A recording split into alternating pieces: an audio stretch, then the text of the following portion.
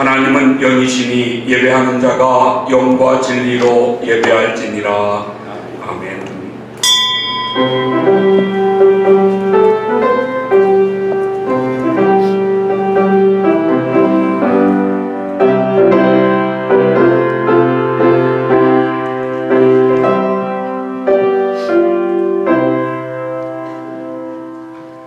하나님은 우리에게 은혜를 베푸사 복을 주시고 그의 얼굴빛을 우리에게 비추사 주의 도를 땅 위에 주의 구원을 모든 나라에게 알리소서. 땅이 그의 소산을 내어 주었으니 하나님 곧 우리 하나님이 우리에게 복을 주시리로다. 하나님이 우리에게 복을 주시리니 땅의 모든 끝이 하나님을 경외하리로다. 아멘. 걸어가시고 사랑이 많으신 우리 하나님 아버지, 한 주간도 주님의 은혜와 사랑 가운데 우리를 안보하시고 복되고 거룩한 날 주님 앞에 불러주시며 하나님 존전에 나와 예배하게 하시오니 감사합니다. 우리의 허물과 죄악을 용서하시고 하나님께서 받으시는 산제사 예배가 되게 하시며 우리 모든 심령들 마음의 소원도 주님의 보좌에 상달되어 주께서 기뻐하시는 뜻을 따라 아름답게 이루시고 응답하시는 복된 시간이 되게 하여 주시옵소서. 하늘의 신령한 은혜와 말씀과 능력을 덧입혀 주시고 주 안에서 안식과 세임 얻는 은혜의 시간이 되게 해 주시옵소서. 영상으로 예배하는 모든 성도들에게도 한결같은 은혜와 복을 나리워 주옵시고 이 시간 우리의 마음과 뜻과 정성이 온전히 하나님께 산제사로 드려지도록 은혜를 더하여 주시옵소서. 존귀하신 예수님의 이름으로 기원하옵나이다. 아멘.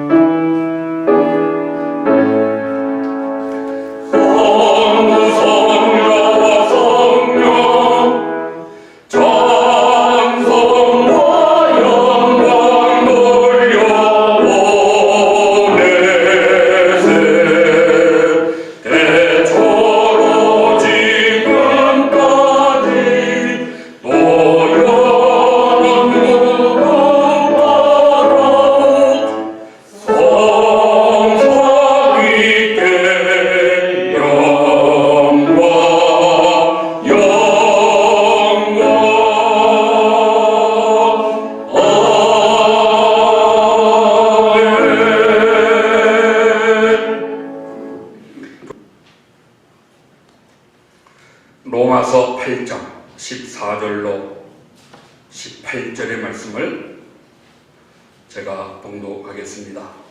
무릇 하나님의 영으로 인도함을 받는 사람은 곧 하나님의 아들이라. 너희는 다시 무서워하는 종의 영을 받지 아니하고 양자의 영을 받았으므로 우리가 아빠 아버지라고 부르짖느니라.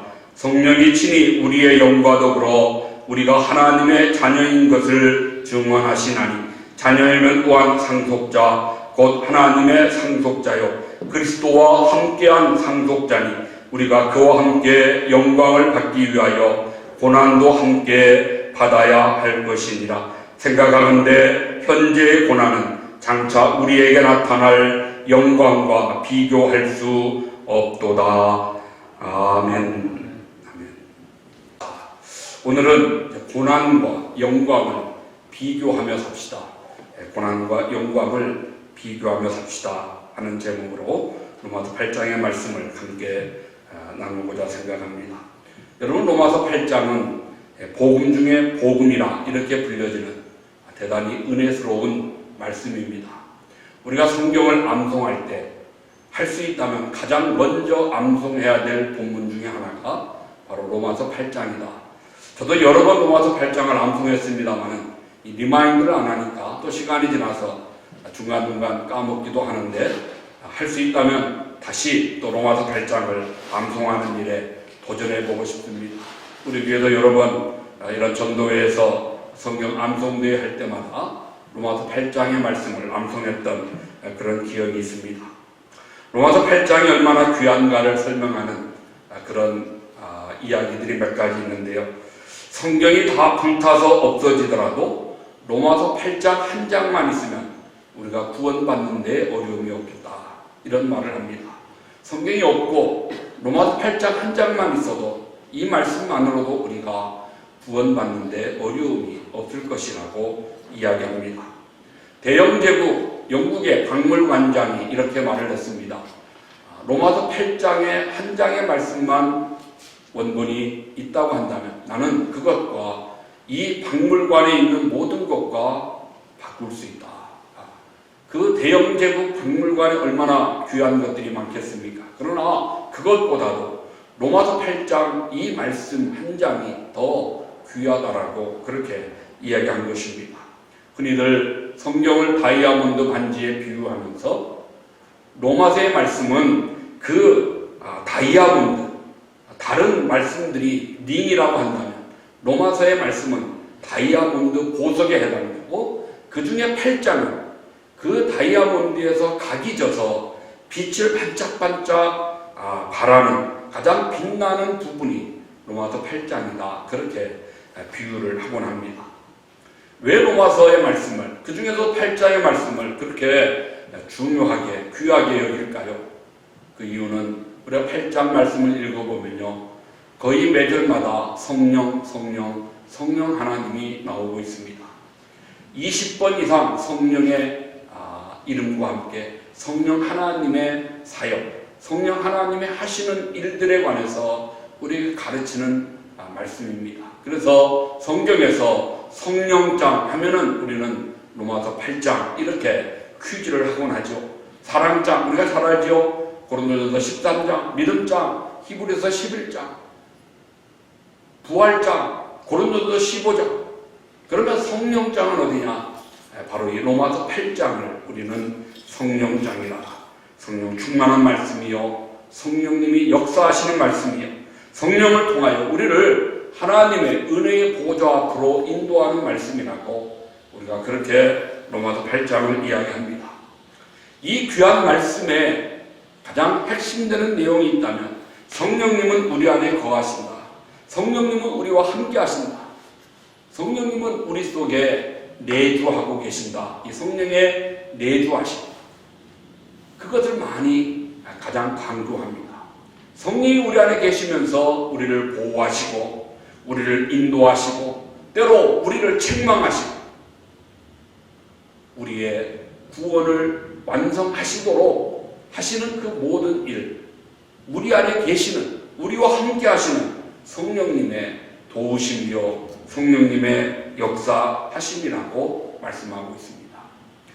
자, 성령이 우리 안에 내주하실 때에 우리에게 여러 가지 사역들을 하시는데 그 중에 가장 먼저 오늘 말씀하는 것이 성령 우리 안에 계시면 우리가 하나님을 아버지라고 부를 수 있다. 하나님이 우리의 아버지 되심을 성령이 우리 안에서 깨닫게 하시고 증언하신다고 그렇게 말씀합니다. 성령이 친히 우리의 영과 더불어 우리가 하나님의 자녀인 것을 증언하신다고 16절에 우리에게 말씀하고 있습니다. 하나님이 우리의 아버지시요 우리는 하나님의 자녀됨을, 그래서 우리가 하나님을 이제 아빠, 아버지라고 부를 수 있도록 하시는 그 일을 우리 안에 계시는 성령님께서, 내주하신 성령께서 그 일을 오늘도 하고 계신다고 말씀하는 것입니다. 그래서 성령님이 우리 안에 계셔야 우리가 하나님을 아바, 아버지라 부를 수 있습니다. 내가 하나님을 아바, 아버지라 부른다고 하는 것은 곧 내 안에 성령님이 계신다고 하시는 증거인 것을 우리에게 가르쳐주고 있습니다. 신학자 하르낙은 이렇게 말했습니다. 기독교인이 누구냐? 기독교인은 하나님을 아버지로 모시고 자신을 하나님의 자녀라 생각하고 이웃을 형제로 여기며 사는 사람이, 그것이 기독교인이다. 그렇게 기독교인을 정의했습니다. 그렇습니다. 우리가 하나님 아버지를 향해 아빠, 아버지 이렇게 부를 수 있는 것, 이건 놀라운 특권입니다. 성령님이 내 안에 계시는 증거입니다. 성령님이 내 안에서 역사하심의 하나의 산 증거가 오늘도 하나님을 향해 아버지 이렇게 부를 수 있는 것이 참 놀라운 특권이요 복이라고 하는 것을 우리가 믿어야 하는 것입니다. 아버지를 향해 아빠 이렇게 부를 수 있는 나이에 어린 아이들을 한번 우리가 생각해 보면요, 그때 그 나이의 어린 아이들에게는 세상에서 제일 크고 제일 위대하고 제일 자랑스러운 어른이 바로 자기 아빠입니다. 아버지를 아빠 이렇게 부르는 그 나이의 아이들한테는 그 아빠는 자기를 위해서 무엇이나 다 해줄 수 있는 마치 하나님과 같은 존재로 그렇게 여겨지는 것입니다. 아무리 불안하고 아무리 어렵고 힘들어도 아빠만 옆에 있으면 든든하고 아빠만 옆에 있으면 두려움이 사라지고 필요한 것 아빠에게만 말하면 다 공급해주고 해줄 수 있다고 믿어지는 바로 그 나이의 아이들이 그 심정처럼 우리가 하나님을 아빠, 아버지라고 그와 같은 믿음과 그와 같은 마음을 가지고 하나님을 불러야 된다. 아버지는 정말 나를 사랑한다고 하는 그 믿음과 확신이 그 안에 있을 때 우리 하나님을 아빠, 아버지라고 부르게 되는 것입니다. 제가 며칠 전에 태민 제 손주를 잠시 보게 되었습니다. 그 보는 베이비시를 하시는 분이 의사를 만나야 된다고 해서 시간 잠시 이제 제가 아이를 봐주는데요. 집에도 아빠가 일을 하니까 제가 데리고 유모차를 태워서 동네를 한 바퀴 걸었습니다. 한 1시간 정도 걷고 집에 잘 돌아왔습니다. 유모차도 잘 놀았어요. 그 집에 와서 아이를 내려놓았습니다. 그런데 방에서 일하던 아빠가 이제 아이가 온 걸 알고 방에서 나왔습니다. 그러니까 이 태민이가 아빠를 보더니요, 갑자기 대성통곡을 하는 것입니다. 저 깜짝 놀랐습니다. 제가 데리고 나가서 마치 쥐어박히고 온 것처럼 막 얼마나 크게 그냥 대성통곡을 하는지요. 아무래도 제가 생각을 했습니다. 얘가 마음으로 좀 불안했나 보구나. 아빠가 아닌 사람이 유모차에 태워서 끌고 나가니까 말도 못하고 끌려는 갔는데 다니면서 불안한 마음에 그냥 조용히 있다가 아빠를 보는 순간 그냥 그 서러움이 터져가지고 안심이 되니까 애가 그냥 대성통곡을 하는 거예요. 그 아빠가 안아주니까 뚝 그치더라고. 그리고 먹을 걸 주니까 잘 받아 먹는데요. 한 입 먹고 지 아빠 얼굴 보고 또 한 입 먹고 지 아빠 따라가서 아빠랑 얼굴 마주치고 그러다가 지 아빠가 또 일하러 방에 들어갔습니다. 그랬더니 먹다 말고 더 이상 먹지도 않고 또 그냥 얼마나 먹는지요. 그래서 제가 그때 생각을 했습니다. 아직 아빠란 말도 못하는 애가, 아직 돌도 안 된 아이가 이제 아빠를 알게 되니까 아빠가 있으니까 안심되고 아빠가 있으니까 보호받는, 사랑받는 걸 느끼게 되니까 아빠가 어떨 때는 마음으로 불안하다가 표현도 못하고 그러고 있다가 아빠를 보는 순간 안심되는 마음에 서러웠던 마음이 풀어지니까 저렇게 우는구나. 그러면서 제가 그때 하나님을 우리가 아버지라 믿고 의지하는 것이 바로 이와 같은 마음. 세상에서 어디 의지할 데 없고 세상에서 어디 안심할 곳 없는 세상 속에서 하나님 아버지의 얼굴을 보고 하나님 아버지를 우리 마음에 생각하고 품을 때 우리가 안심되고 그동안 쌓였던 불안과 서러움이 풀어지고 녹아지면서 정말 안심 속에 그렇게 편안함을 얻게 되는 것이 바로 오늘 우리를 향해 아빠, 아버지라 부르짖도록 하시는 성령님의 역사하심을 생각해 보게 되었습니다. 성령님이 우리 안에 거하시면서 우리가 하나님의 자녀인 것을 이와 같이 증거해 주시는데 자녀된 우리들에게는 하나님을 아빠, 아버지라 부름과 함께 누릴 수 있는 또 하나의 놀라운 특권이 있습니다. 그것이 무엇일까요? 바로 하나님의 상속자가 되는 것입니다. 자녀이니까 당연히 상속받는 자가 되는 것입니다. 그래서 오늘 17절 말씀에 자녀이면 또한 상속자, 곧 하나님의 상속자요 그리스도와 함께한 상속자냐 이렇게 우리에게 말씀합니다. 자녀이면 또한 상속자다. 하나님의 상속자, 그리스도와 함께하는, 정말 하나님의 아들이신 그리스도와 함께 그 모든 복을 상속받는 상속자로서의 자리, 그 특권을 우리가 누리게 되었다고 말씀하는 것입니다. 하나님의 양자가 되었습니다. 하나님의 가족이 되었습니다. 하나님의 상속자가 되었습니다. 이제 우리는 아버지가 가지고 있는 그 모든 것을 그리스도와 함께 누릴 수 있는 그 놀라운 영광과 특권, 그 권세를 가진 자가 되었다고 우리에게 설명하고 있는 것입니다. 그런데 우리가 이 상속자가 되었기에 알아야 될 것이 또 하나 있습니다. 상속받을 때 좋은 것, 귀한 것, 아름다운 것, 복된 것 상속받죠. 그러나 때로 우리가 육신의 부모님한테도 상속받을 것이 있을 때요, 좋은 것도 받을 수 있지만 때로 빚이 있으면 빚도 상속받아야 되는 것입니다. 좋은 것만 골라받고 나쁜 건 아니라 안 받을래, 이런 건 세상에서도 있을 수 없습니다. 그러기에 좋은 것 하나 없고 빚만 잔뜩 쌓여있는 부모님께 상속받아야 된다면 상속을 거부하죠. 나 상속 안 받겠습니다. 상속을 거부할 수 있습니다. 세상의 법이 그렇습니다. 좋은 것이 있으면 나쁜 것도 우리가 함께 받아야 되는 것이 세상의 상속인 것처럼 우리가 하나님의 상속자로서 받아야 될 때 영광도 받지만 동시에 고난도 함께 받아야 되는 것이라고 오늘 로마서 8장이 우리에게 설명하고 있습니다. 하나님의 가족으로 전입되었습니다.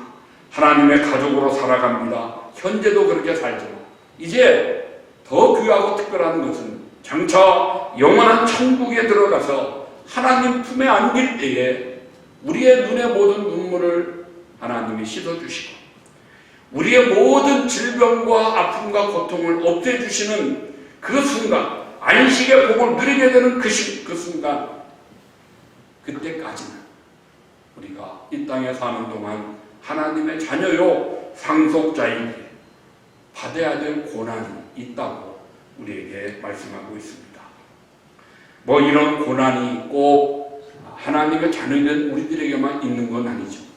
모든 인생에게 고난이 있습니다. 그래서 욥기 5장 7절에 모든 인생은 고난이 있다고 말씀하면서 인생은 고난을 위하여 만나니 불티가 위로 나름 같습니다. 여러분 우리 불을 모닥불을 피워보면 그 불티가 다 위로 날아가죠. 그것처럼 이 땅에 사는 모든 인생 고난을 위하여 태어났다고 욥기서에 말씀하고 있습니다.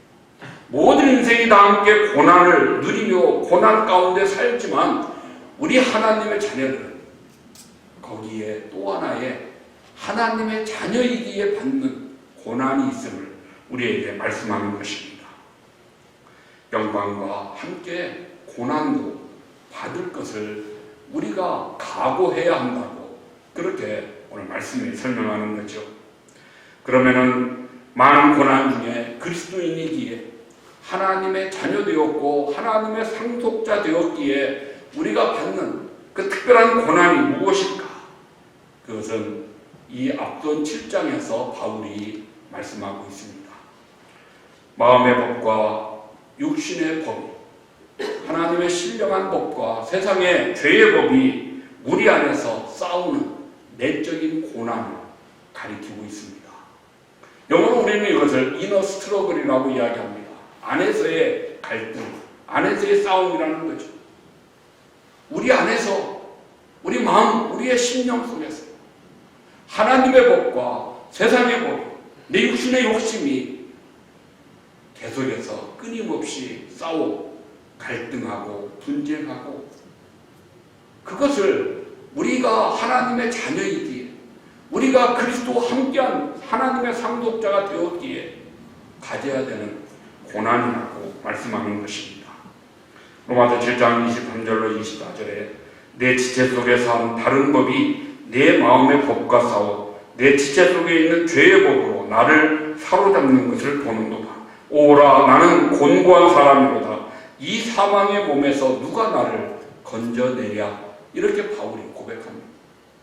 자기의 심령을 보며 내 지체 안에 마음의 법과 세상의 죄의 법이 싸워 죄의 법이 나를 사로잡는 것을 경험합니다.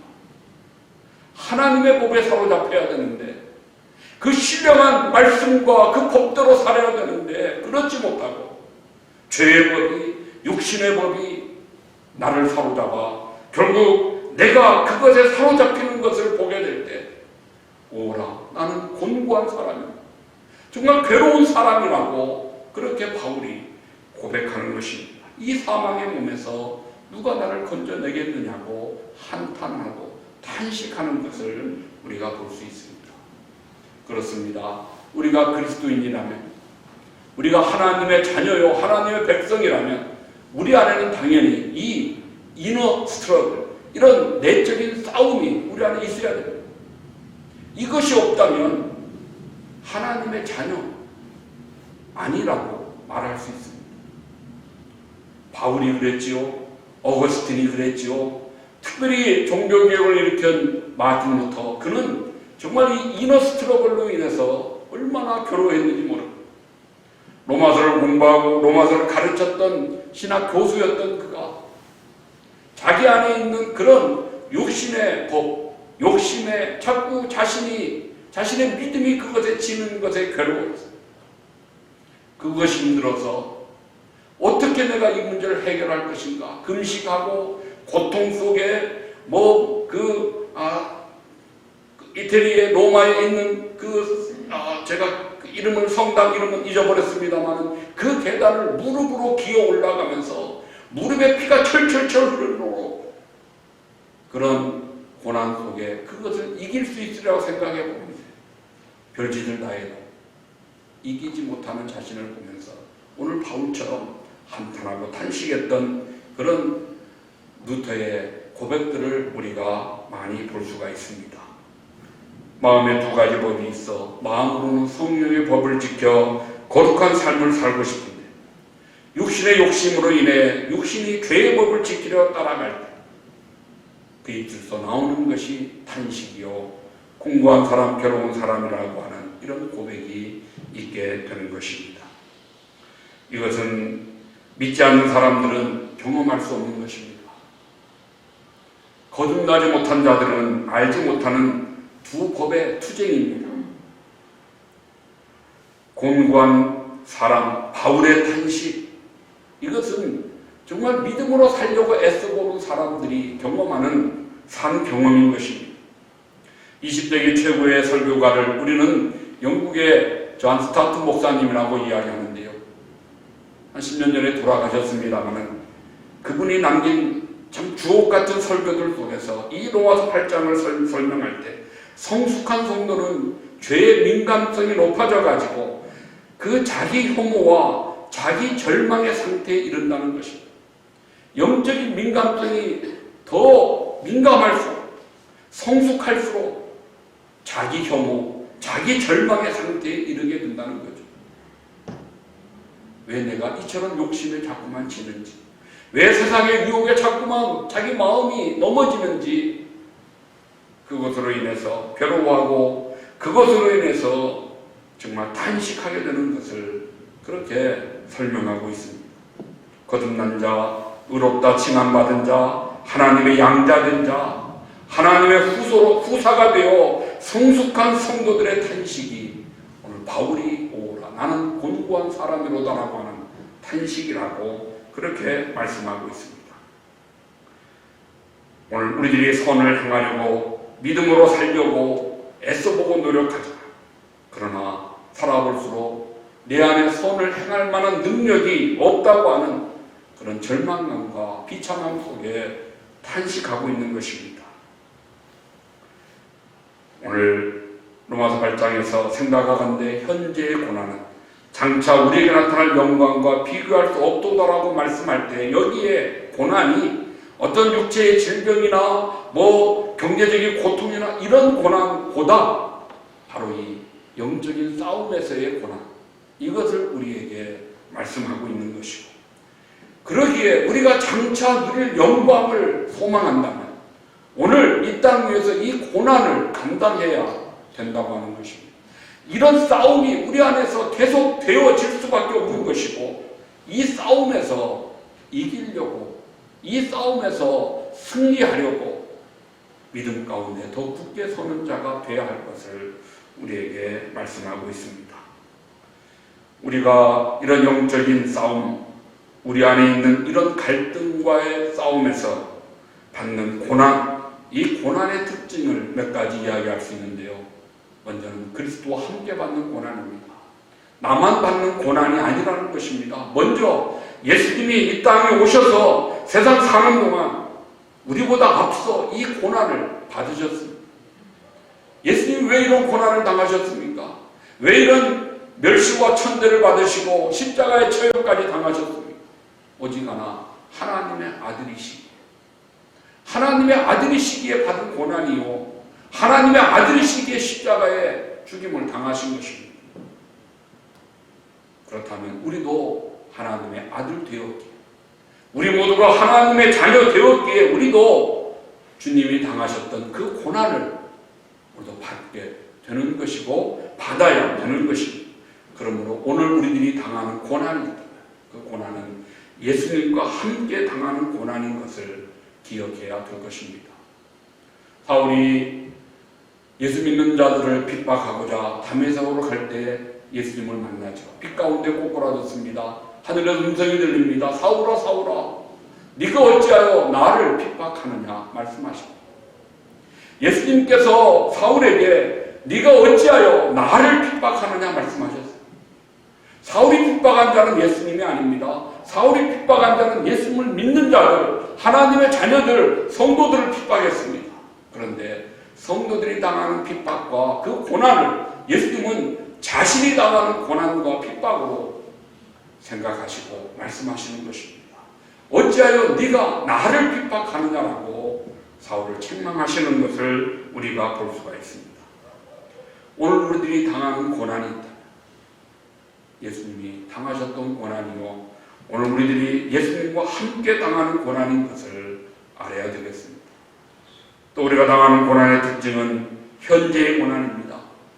현재의 고난, 현재의 고난은 장차 우리에게 나타날 영광이라고 말씀하죠. 이 현재에는 우리의 일생을 의미하는 것입니다.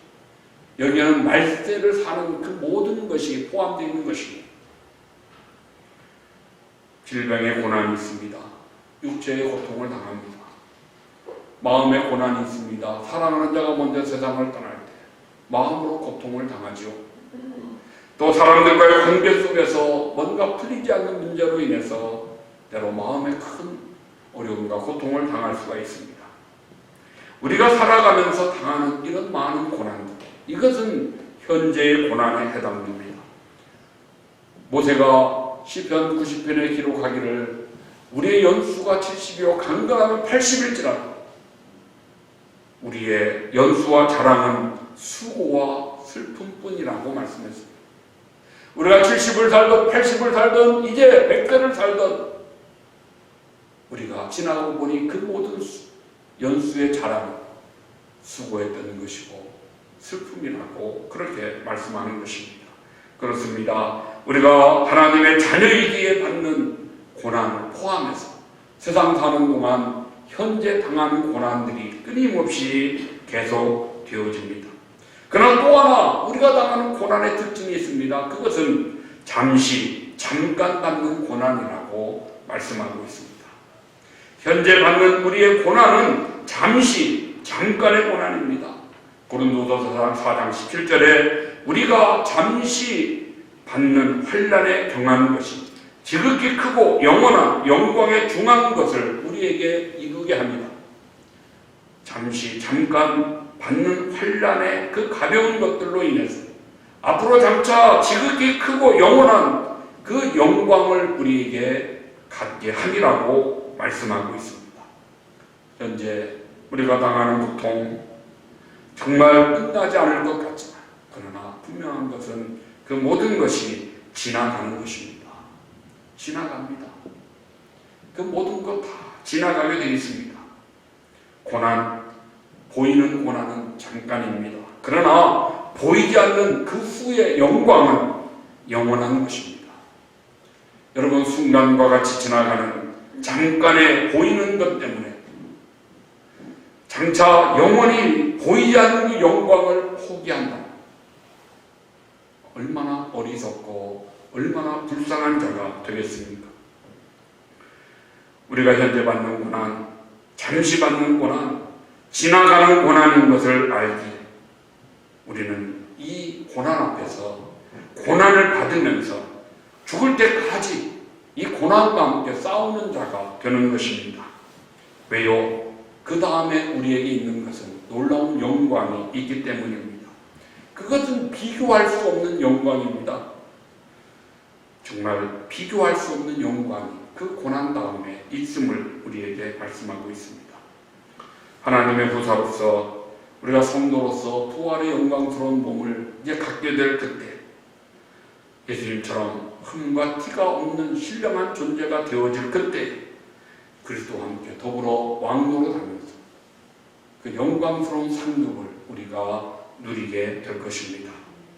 이제 말씀을 우리가 마치면서 하나님의 후사된 우리들이 그 영광의 소망을 가지고 잠시 있는 현실의 고난을 이기기 위해서 우리가 해야 될 일이 있다면 오직 하나입니다. 고난과 영광을 열심히 비교해야 하는 것입니다. 고난이 있을 때 그 고난과 함께 이 고난을 지나면 내가 누리게 될 영광이 무엇일까를 생각하는, 계산해 볼 수 있는 그 비교함이 우리에게 필요한 것입니다. 바울은 그것을 비교했습니다. 그랬기에 영광을 위해서 오늘의 고난을 감당했습니다.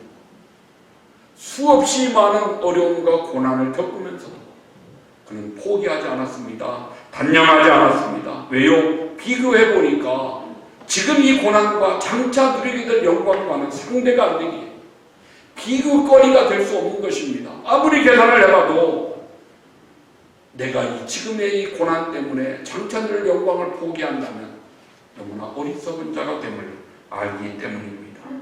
그러므로 우리도 바울처럼 비교해야 됩니다. 자꾸 비교해야 됩니다. 어려움이 올 때, 고난이 있을 때, 내 마음에 육신의 법과 하나님의 말씀이 싸울 때, 그때 우리는 세상의 그 모든 것 대신 하나님이 주실 영광을 생각해야 됩니다. 그것에 집중해야 됩니다. 그리하면 우리가 참고 기다릴 수 있습니다. 오늘의 그 아픔과 어려움과 고난을 참음으로 기다릴 수 있는 것입니다. 그것은 체념하고 포기하는 것이 아니고요, 행복함으로 기다리는 것입니다. 가슴을 설레면서 기다리는 것입니다. 고난이 클수록 내가 누릴 영광이 더 크겠구나. 그 설레임 속에서 참고 기다리는 그런 우리가 되는 것입니다. 장차 우리를 위해 하나님이 예비하신 그 영광이 무엇일까? 여러분 마음껏 상상해도 됩니다. 고린도전서 2장 9절에 이렇게 말씀합니다. 하나님이 자기를 사랑하는 자들을 위하여 예비하신 모든 것은 눈으로 보지 못하고 귀로도 듣지 못하고 사람의 마음으로도 생각지 못하였담과 같으니라. 하나님이 우리를 위해서 사랑하는 참 믿음의 자녀들을 위해서 예비하신 그 모든 것은 지금까지 우리가 눈으로 본 적도 없고 귀로도 들어본 적도 없고 우리 마음으로 생각도 해본 적 없는 그런 놀라운 것들을 하나님이 우리를 위해서 예비해 주셨다고 말씀하고 있습니다. 그러니까 우리는 얼마든지 하나님이 우리를 위해 예비해 주신 그 놀라운 것들을 마음껏 상상해도 되는 것입니다. 내가 아무리 마음껏 상상해도 그 이상의 것들을 멸류관으로 하나님이 우리를 위해서 예비해 두신 것입니다. 말씀을 마치면서 여러분 존 칼빈 목사님이 1564년에 이제 세상을 떠나게 되는데요. 그는 어렸을 때 젊었을 때부터 온 병을 가지고 살았습니다. 걸어다니는 종합병원이라는 별명을 가진 만큼 육신이 무척이나 약했습니다. 그러면서 그 몸을 가지고 정말 신학에 정진해서 오늘날 우리들이 기독교 강요를 비롯해서 종교개혁을 완성하는 데에 큰 이력을 담당한 귀한 종이 되었습니다. 어쨌든 그가 이제 참 운명하는 그 시간, 제자의 품에 안겨 주님의 품으로 옮겨지게 될 때, 그는 15번, 오늘 본문의 28절의 말씀, 현재의 고난은 장차 우리에게 나타날 영광과 비교할 수 없도다. 이 말씀만 15번을 암송하고 그리고 눈을 감으셨다고 그 마지막 그 현장에 있었던 제자들이 우리에게 남겨준 이야기입니다. 현재의 고난, 장차의 영광, 이것은 비교가 될 수 없습니다. 그러기에 우리가 고난의 시간 속에서 어려움이 있을 때에, 우리는 영적인 싸움이 우리에게 있을 때에, 때로 신앙의 어떤 권태를 느낄 때에, 내 신앙이 왜 이렇게 미진하고 냉랭한가 생각할 때, 그때 우리는 이 말씀을 붙들고 고난에 동참하는 우리가 되어야 합니다. 영적인 싸움을 싸워야 됩니다. 그냥 포기해서는 안 되는 것입니다. 지더라도, 넘어지더라도 다시 일어나 말씀을 붙들고 영적인 싸움에서 우리가 참고 기다리면 반드시 오늘 이 말씀대로 현재 받는 고난과 비교할 수 없는 장차 놀라운 영광을 우리 가운데 허락해 주실 것입니다. 이런 은혜 안에 승리하시는 저 여러분들 되기를 주님의 이름으로 축복합니다. 하나님 아버지 감사합니다. 현재 받는 고난은 장차 우리를 위하여 예비하신 영광과 비교할 수 없음을 우리에게 다시 한번 깨닫게 하시오니 주의 말씀 붙들고 오늘도 비교하며 승리하는 삶을 살도록 우리를 주장하여 주시옵소서. 또 성령님 우리 안에 거하셔서 우리를 하나님의 자녀로 참으로 하나님의 상속자의 특권으로 우리 가운데 확신케 하심을 감사합니다. 하나님의 상속자요 그리스도와 함께하는 후사가 되었으니 영광을 누릴 그날 우리가 누리게 될 영광과 함께 이 땅 위에 받을 고난도 피하지 않게 하시고 고난 속에 싸워 승리하는 우리 모두 되어 하나님의 영광된 자녀됨을 증거할 수 있도록 우리를 주장하여 주시옵소서. 성령의 충만함으로 인도하여 주시옵소서. 승리하는 믿음의 백성 되도록 도와주실 줄로 믿습니다. 감사하며 예수님의 이름으로 기도하옵나이다. 아멘. 우리 일어나셔서 주의 길을 가리 과 같이 찬양하겠습니다.